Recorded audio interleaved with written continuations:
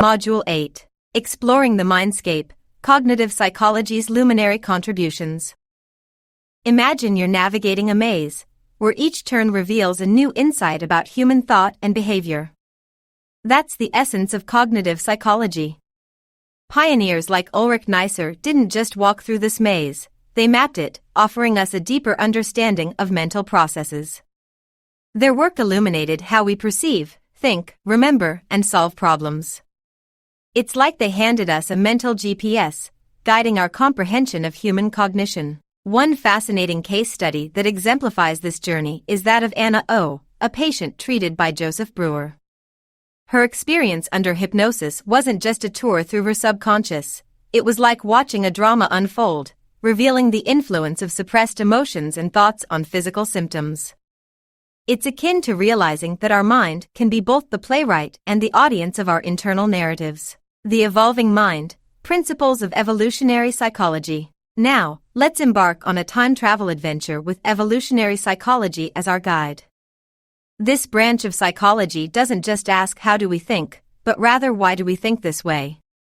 It's like being a detective, uncovering the ancestral roots of our behaviors and thoughts. Evolutionary psychology posits that much of human behavior can be understood as adaptations, solutions to survival and reproductive challenges faced by our ancestors. It's like nature's version of life hacks, developed over millennia. For example, let's consider how children develop relationships.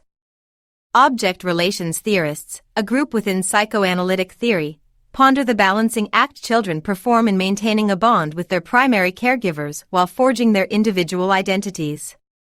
It's like a dance of dependence and independence, where the child learns to choreograph their emotional ties while stepping into their unique self. Tracing the foundations, structural psychology's legacy. Structural psychology, now more of a historical artifact than a current practice, laid the groundwork for modern psychology. Pioneers like Wilhelm Wundt didn't just study the mind, they built the laboratory where psychology would grow. They focused on breaking down mental processes into basic elements, akin to a chemist dissecting compounds. Though structuralism itself faded, its impact is like the first step on the moon, a giant leap for psychology, marking its territory as a distinct scientific discipline. Cognitive psychology versus behaviorism, a mindful revolution. Now, let's unravel the distinction between cognitive psychology and behaviorism. Think of it as comparing a sculptor to a photographer.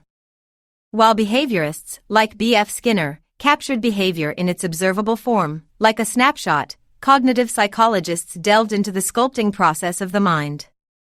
They were fascinated not just with the final statue, behavior, but with the chiseling process, the thoughts, perceptions, and interpretations shaping behavior. This shift was like turning the camera inward, capturing the intricate workings of the mind's eye.